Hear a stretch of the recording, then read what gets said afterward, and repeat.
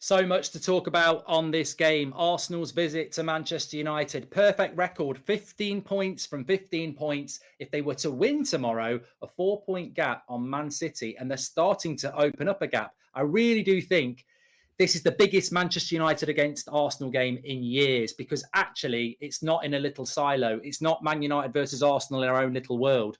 The Premier League's watching. The world's watching. It actually does matter. Manchester United against Arsenal actually matters for this moment and hopefully for many moments in the future.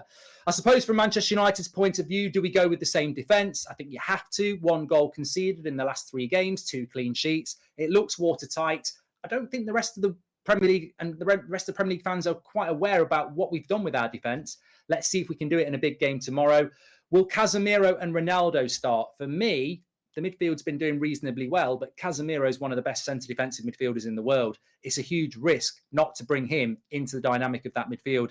And Cristiano Ronaldo has to start. Rashford down the middle just doesn't work for me. He's better off the left.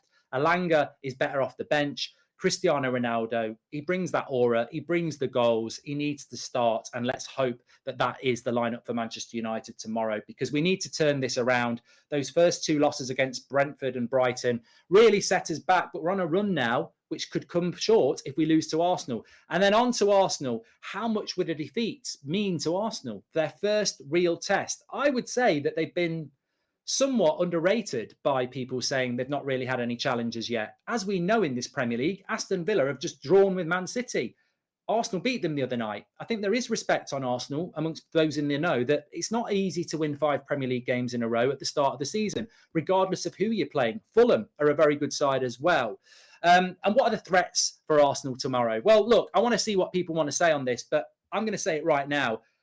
I've heard a lot of people saying that Erling Haaland is the best signing of the summer. I completely disagree. I think the big threat for Manchester United tomorrow, and the interesting factor in this game, is Gabriel Jesus against our centre-backs. Because for me, he is head and shoulders the best signing of the summer. And I don't mind saying that about an Arsenal player who we're playing tomorrow. But when I look at a signing, Erling Haaland's immense. He's one of the best strikers in the world, going to one of the best teams in the world, who create loads of chances. Of course, he's going to score goals. That doesn't take away from the fact that he's world class. He's a machine. He's a goal machine.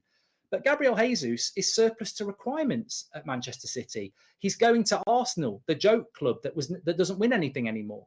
And he's going for £45 million at 25 years of age, having won 4 Premier League titles. He's gone into that team. He's been elite from day one.